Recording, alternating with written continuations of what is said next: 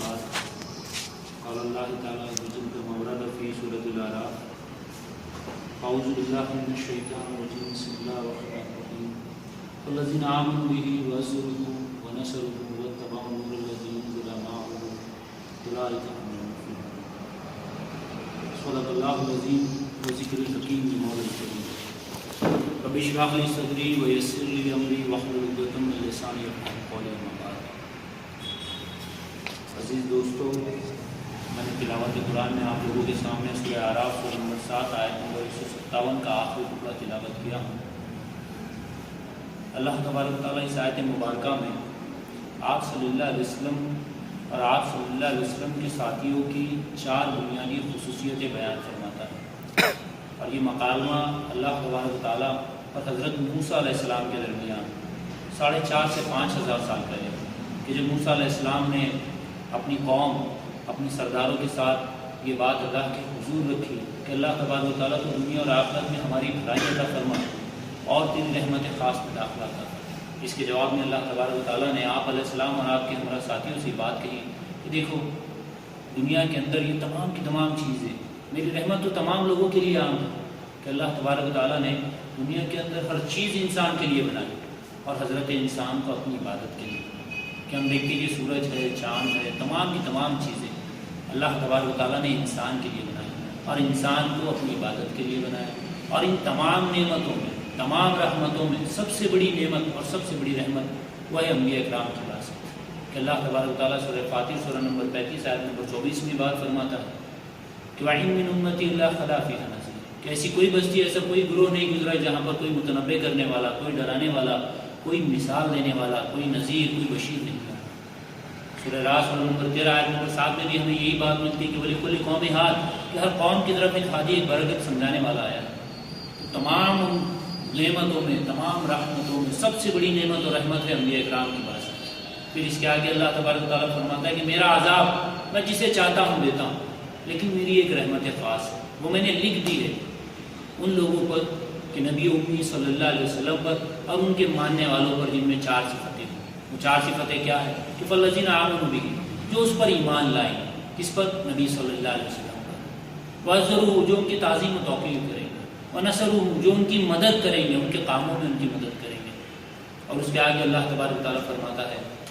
کہ اور اتباع کریں گے اس نور قرآن کی جو ان کے ساتھ نازل ہوا، اولئک هم المفلحون یہی وہ لوگ ہوں گے کامیاب۔ حاضرین اکرام، آئیے ہم اپنی بات شروع کرنے سے پہلے اللہ کے حضور یہ دعا کرتے ہیں کہ اللہ ہمارا بنا جان نبی،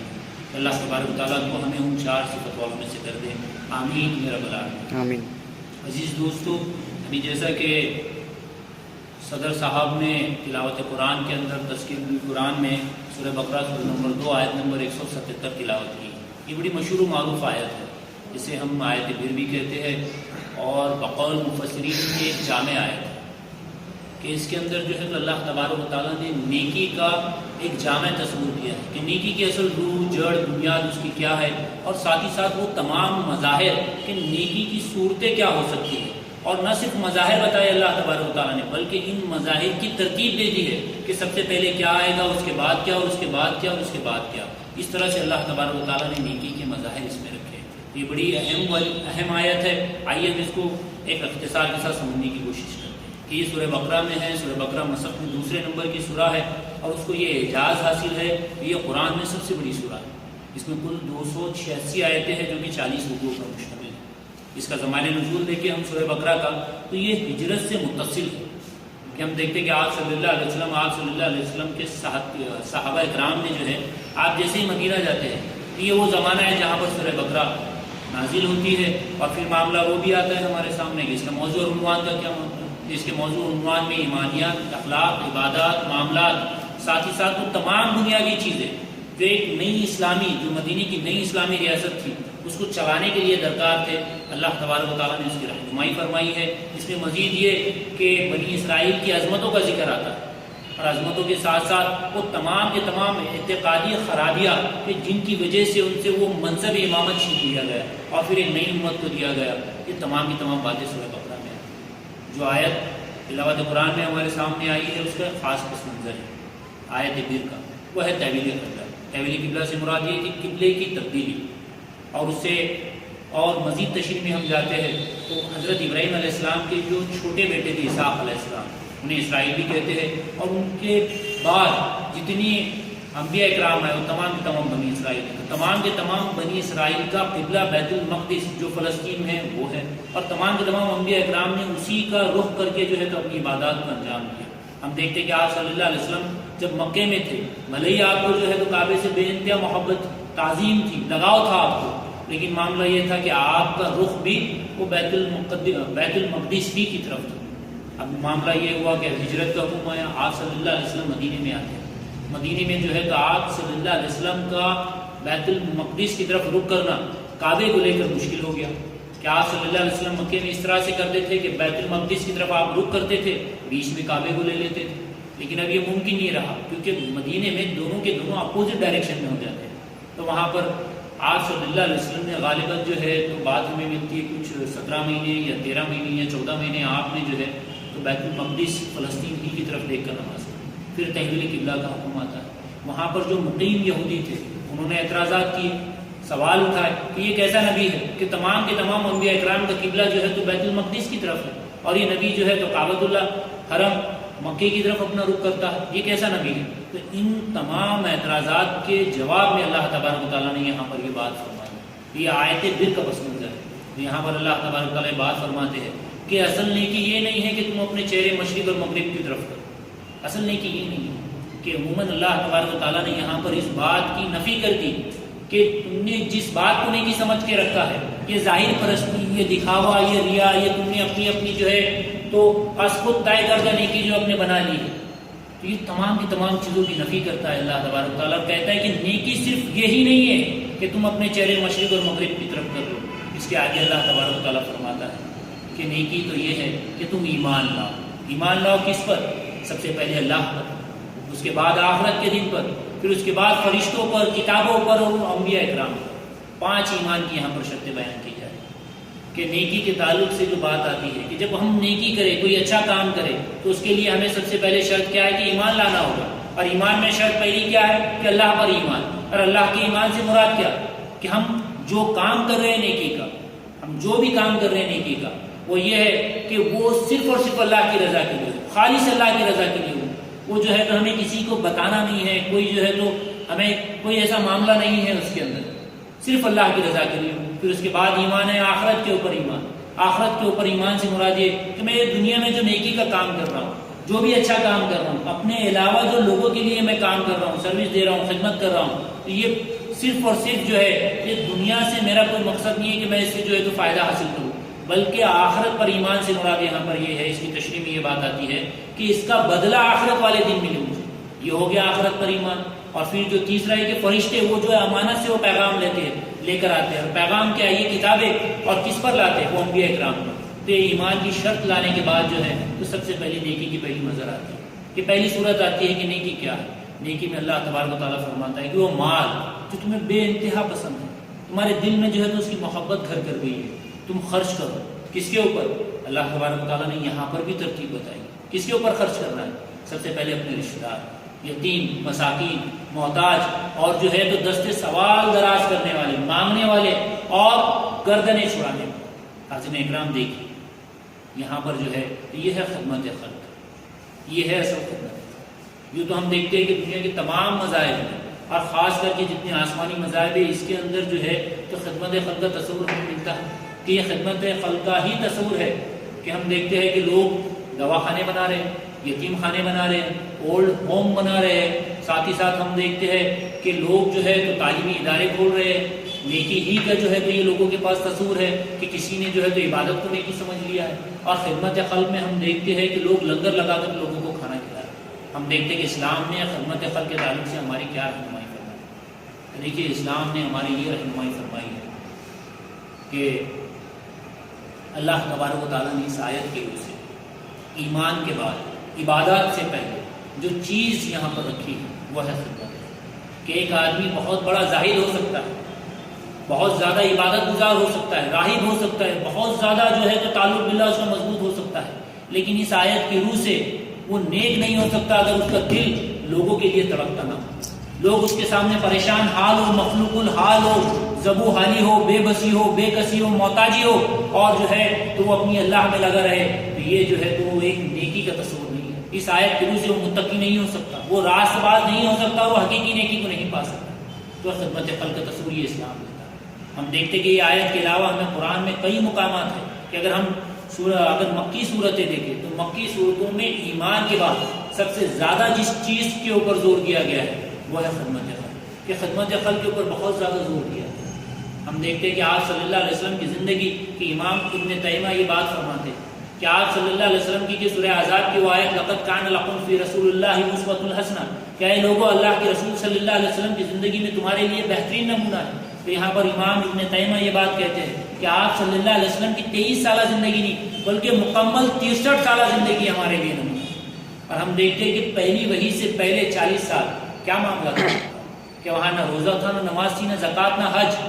کیا معاملہ تھا؟ کیا کرتے تھے اللہ کے رسول صلی اللہ علیہ وسلم؟ خدمت کیا کرتے تھے؟ آپ جو ہے تو یتیموں کے والی تھے، بیواؤں کی خبر گیری کرتے تھے، آپ مسافروں کے کام میں آتے تھے۔ یہ ہمارے رسول صلی اللہ علیہ وسلم کے کام، یہی عبادت تھی، یہی خدمت خلق۔ کہ کئی واقعات ہمیں جو ہے تو آپ صلی اللہ علیہ وسلم کی نبوت سے پہلے ملتے ہیں کہ ایک مرتبہ آپ صلی اللہ علیہ وسلم جو ہے تو بہت اداس اور غمگین اپنے گھر میں آتے ہیں۔ آپ کی شادی ہو چکی ہوتی ہے تو ہماری ماں خدیجہ الکبریٰ رضی اللہ عنہا یہ سوال پوچھتی ہے کہ اللہ کے رسول آپ بہت ہی زیادہ اداس اور غمگین دکھ رہے، کیا معاملہ ہے؟ اللہ کے رسول کہتے ہیں کہ دیکھو خدیجہ، میں مکے سے ایک دور وادی میں چلا گیا تھا، وہاں پر میں نے دیکھا کہ ایک قافلہ آیا، وہ بھوک سے بہت لاغر ہو چکا، ان کے کپڑے پھٹے تھے اور میں ان کی مدد کرنا چاہ رہا تھا لیکن میرے پاس حاضرین اکرام دیکھیے آپ صلی اللہ علیہ وسلم کیے تھے۔ ہماری ماں نے کہا وہ پورے کے پورے پیسوں کا ڈھیر آپ نے جمع کیا اور کہا کہ دیکھو یہ پورے کے پورے پیسے میں نے آج سے ابھی سے آپ کے حوالے کر دیا، آپ جسے چاہے جب چاہے جتنا چاہے دے دیجیے۔ یہ ہمارے رسول صلی اللہ علیہ وسلم کی طرف تھی اور وہ واقعہ بھی جو ہے تو ہمیں ذہن نشین ہے کہ ہمارے ذہنوں کے اندر آتا ہے اور اکثر ہم سنتے اور سناتے رہتے ہیں کہ جب وہ جبرائیل امین اپنی اصل حیت میں غار حرا کے اندر آ گئے اور اللہ کے رسول صلی اللہ علیہ وسلم نے ان کو اصل حیت میں دیکھ تو اللہ کے رسول صلی اللہ علیہ وسلم اپنے گھر میں آتے اور کہتے زمبیلونی کہ مجھے کمبل اڑاؤ، اور جو ہے تو آپ کو شدید بخار آ جاتا ہے اور وہاں پر یہ بات کہتے ہیں کہ مجھے یہ ڈر لگ رہا ہے کہ آج جو ہے تو میری جان چلی جائے۔ تو ہماری ماں خدیجہ الکبریٰ رضی اللہ عنہا یہ بات کہتی ہے کہ اللہ کے رسول آپ کو کچھ نہیں ہوگا، آپ بے بسوں کی محتاجوں کی جو ہے تو آپ خبر گیری کرتے ہیں، آپ بیواؤں کی خبر گیری کرنے والے، آپ لوگوں کے کام میں آنے والے، آپ لوگوں کے بوجھ ڈھونے والے ہیں، اللہ آپ کو یوں ضائع نہیں کرے۔ یہ ہمارے رسول صلی اللہ علیہ وسلم کا کریکٹر تھا۔ پھر بات بھی ہم دیکھتے ہیں کہ نبوت سے پہلے آپ کو 2 چیزیں دی گئی تھی، 2 ٹائٹل، 2 القاب سے بلایا جاتا تھا، امین اور صادق۔ امین وہ کہ جو چیز آپ کے پاس دی جائے اس کی امانت کرے، یہ بھی ہے خدمت خلق کا پہلو۔ اور جو ہے تو دوسرا ہم دیکھتے ہیں کہ آپ صلی اللہ علیہ وسلم کو صادق کہا جاتا تھا، یہ نبوت سے پہلے والا معاملہ۔ نبوت کے بعد ہم دیکھتے ہیں کہ آپ کی دعوت کے جو ہے تو شدید مخالف لوگ وہ مشرکین مکہ، آپ کے اوپر جو ہے تو جسمانی، ذہنی، معاشی، معاشرتی آپ کو تکلیفیں دی جا رہی ہیں، آپ کی دعوت کی مخالفت کر رہے ہیں، رد کر رہے ہیں، لیکن معاملہ کیا ہے؟ ہجرت میں جو ہے تو آپ ہجرت کے لیے نکل رہے ہیں آپ مدینے کے لیے، اور معاملہ کیا ہو رہا ہے کہ معاملہ یہ ہو رہا ہے کہ آپ جو ہے تو اللہ کے رسول صلی اللہ علیہ وسلم اپنے بستر پر حضرت علی کو لیٹا رہے اور یہ بات کہہ رہے ہیں کہ حضرت علی تم جب صبح اٹھو گے علی تو جو ہے تو یہ لوگوں کی امانتیں دے دو۔ تو لوگ آپ کی دعوت کی مخالفت تھے لیکن آپ کی جو ہے تو اس بات کو یہ جانتے تھے کہ نہیں یہ جو ہے آپ صلی اللہ علیہ وسلم امین اور صادق ہے، یہ خدمت خلق کے پہلو ہے۔ اور احادیث میں ہمیں جو ہے تو بہت ملتا ہے کہ اگر ہم قرآن کی وہ آیت بھی دیکھ رہے کہ سورہ بلد سورہ نمبر 80 آیت نمبر 8 تا 20 میں اللہ تبارک و تعالیٰ اپنی نعمتیں گنواتا ہے۔ نعمتیں گنوانے کے بعد جو ہے یہ بات کہتا ہے کہ کیا تم نہیں دیکھتے ہو کہ میں نے تمہیں جو ہے تو 2 آنکھیں، 2 ہونٹ اور 1 زبان دی،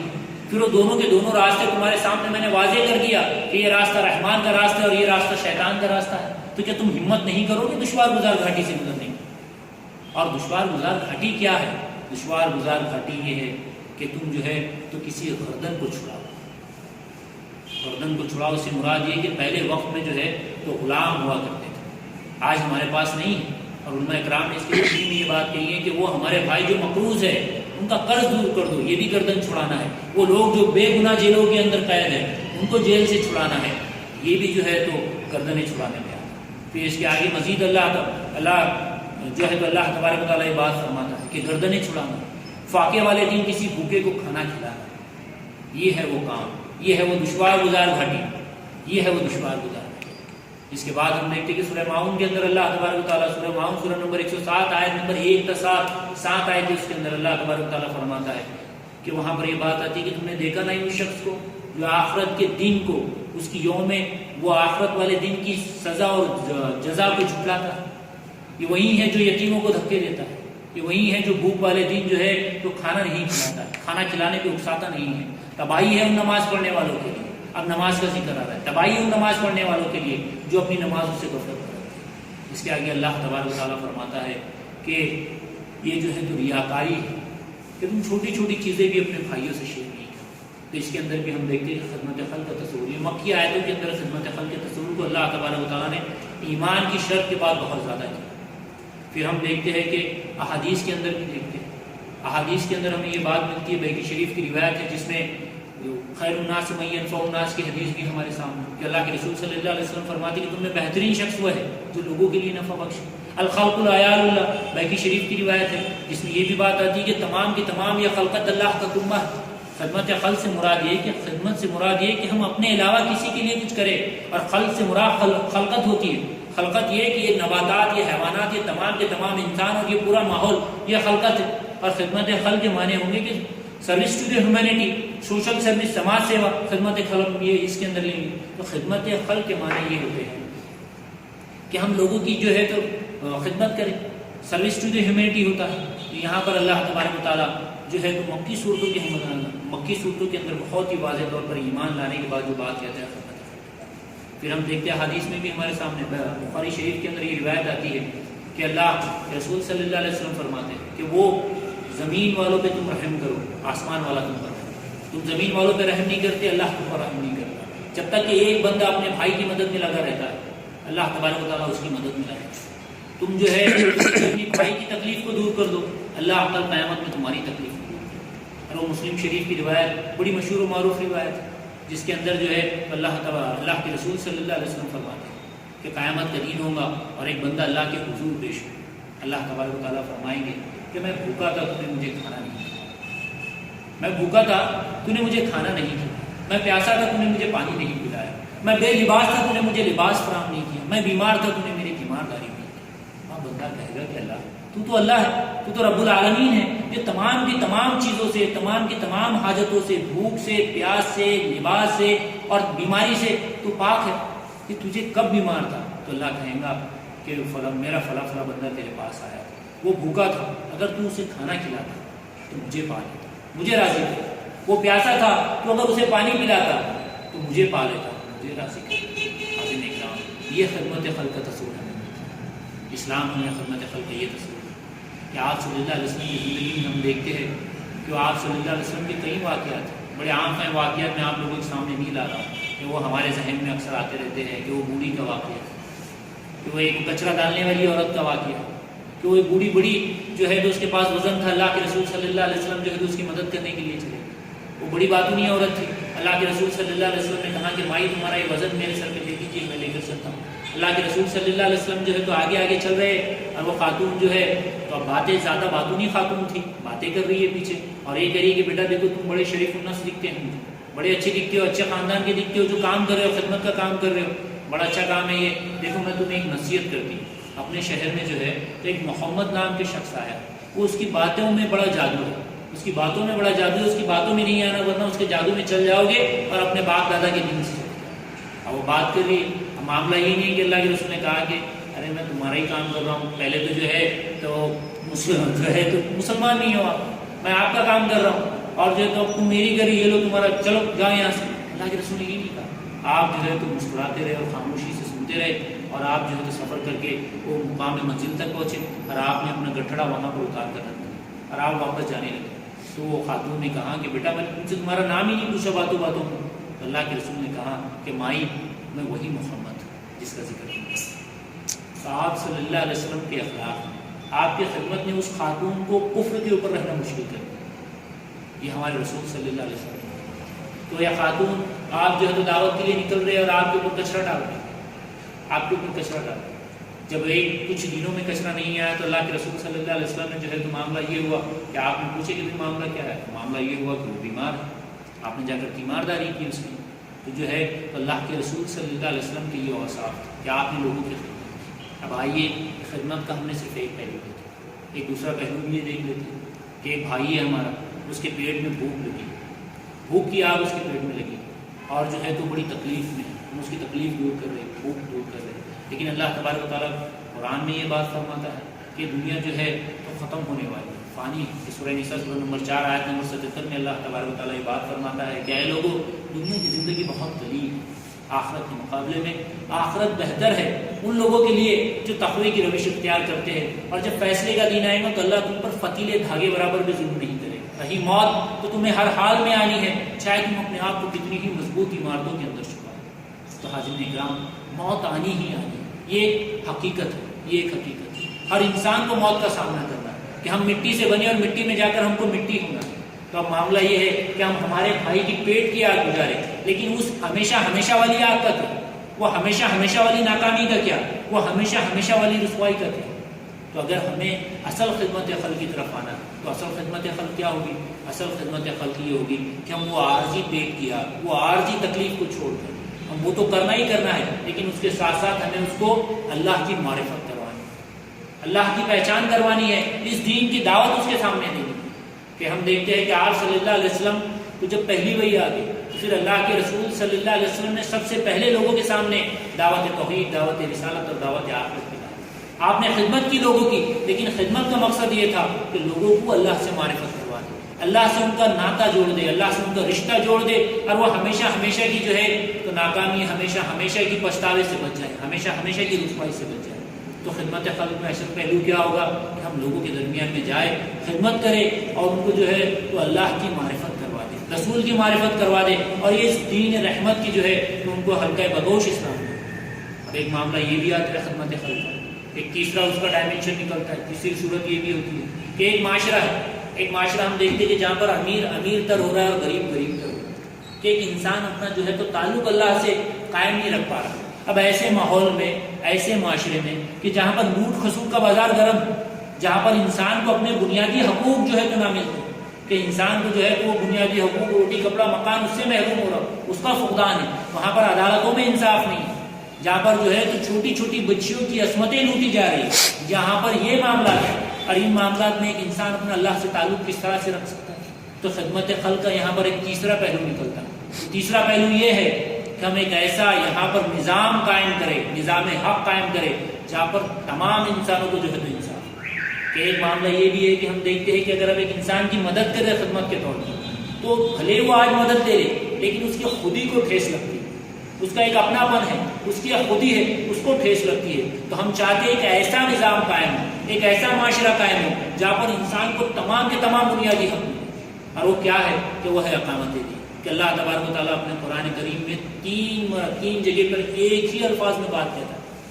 کہ سورہ توبہ سورہ نمبر 9 آیت نمبر 33، سورہ فتح سورہ نمبر 48 آیت نمبر 28، اور سورہ صف سورہ نمبر 61 آیت نمبر 9 میں هو الذی ارسل رسولہ بالہدی ودین الحق لیظہرہ علی دین کلہ ولو کرہ المشرکون۔ کہ وہ اللہ ہی ہے جس نے اپنے رسول کو ہدایت، یہ قرآن اور دین حق اسلام کے ساتھ بھیجا، اور اس لیے بھیجا کہ تمام باطل ادیان کے اوپر اور تمام زندگی کے تمام زندگی کے پہلوؤں کے اندر، تمام جنس دین کے اندر اس کو غالب کر، چاہے انکار کرنے والوں کو کتنا ہی ناگوار ہے۔ ہم دیکھتے ہیں یہ معاملہ کہ خدمت خلق کا، اصل خدمت خلق کا یہ پہلو بھی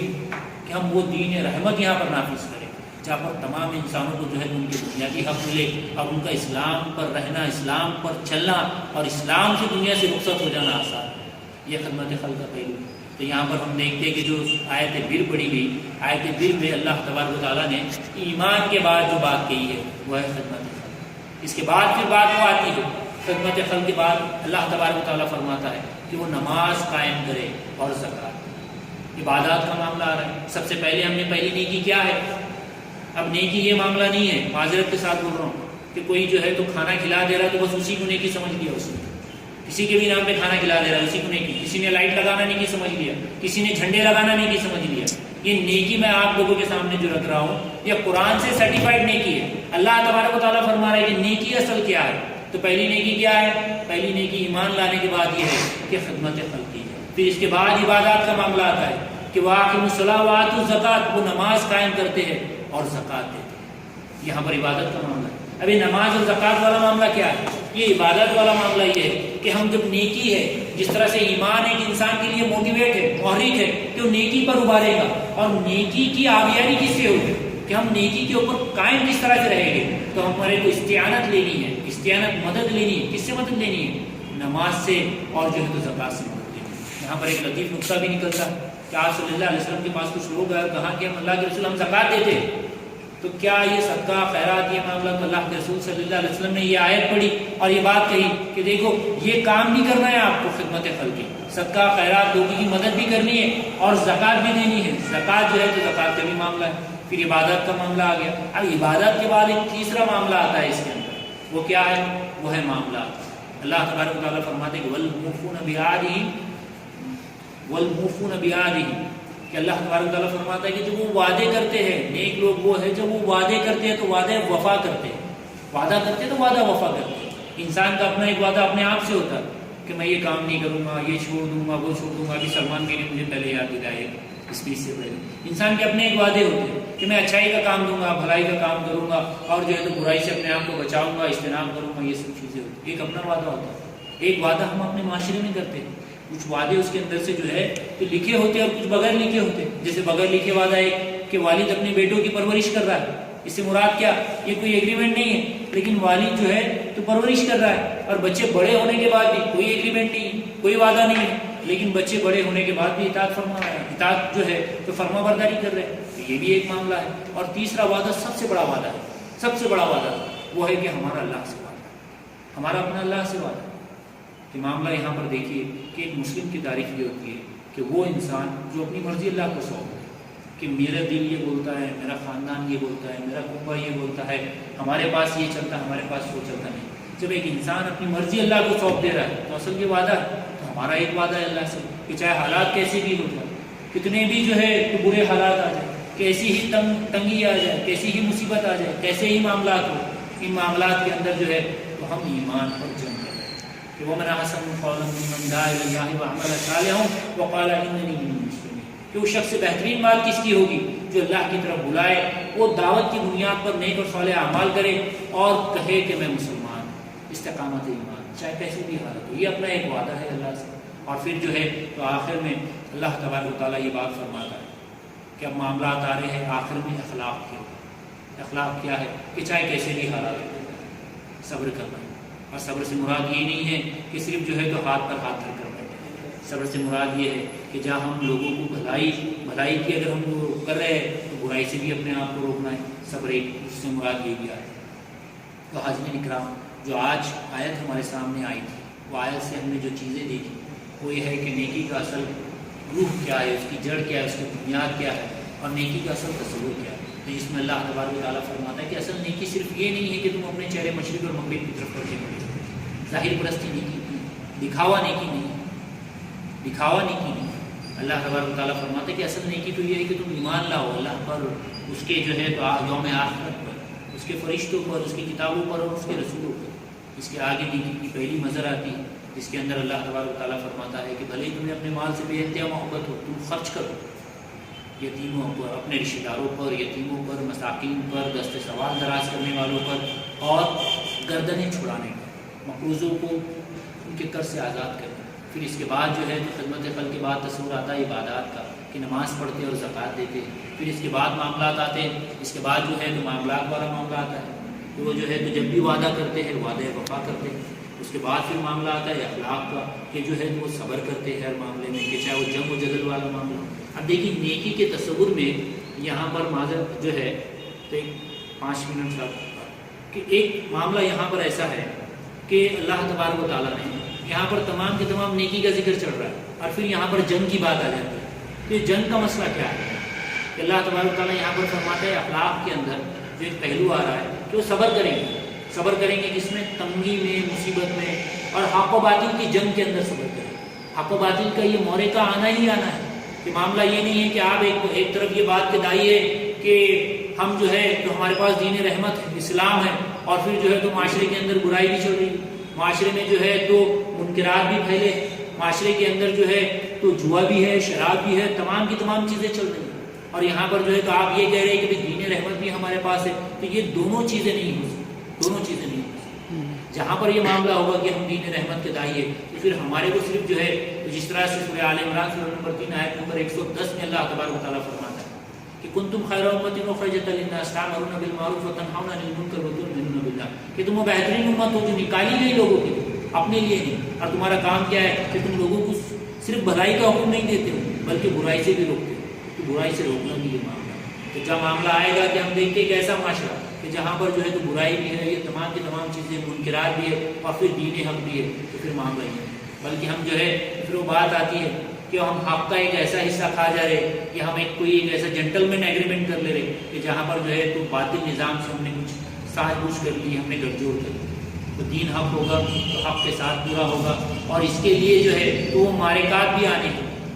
وہ وقت بھی آنا ہے جہاں پر جو ہے تو جنگ کا معاملہ ہے۔ نہیں تو عموماً یہ ہے کہ جتنے بھی مذاہب اس سے پہلے گزرے ہم دیکھتے ہیں کہ ان کے پاس یہ ہے کہ نیکی سے مراد یہ کہ زیادہ سے زیادہ عبادت کرنی، زیادہ سے زیادہ نفل پڑھنی۔ کہ علامہ اقبال کا وہ شعر مجھے یاد آتا ہے کہ ابلیس کی مجلس شورا میں انہوں نے کہا کہ مست رکھو ذکر و فکر صبح گاہی میں سے، مست رکھو ذکر و فکر صبح گاہی میں سے، پختہ تر کر دو مجاز خان کا، کہ یہ اپنے آپ کو بس لگا رہے اسی کے اندر، بس اپنی جو ہے تو بس اپنے آپ کو رگڑنے میں لگا رہے، یہ معاملہ نہ ہو کہ ہم میدان کے بھی کردار بنے، میدان میں جو ہے تو تمام کی تمام برائیاں ہیں ہم آئے اور اس کو روکے۔ یہ اصل نیکی کا تصور تھا۔ اللہ تبارک و تعالیٰ سے دعا ہے کہ ہمیں کہنے سے زیادہ جو ہے سننے سے زیادہ عمل کی توفیق عطا فرمائے۔ وآخر دعوانا الحمدللہ۔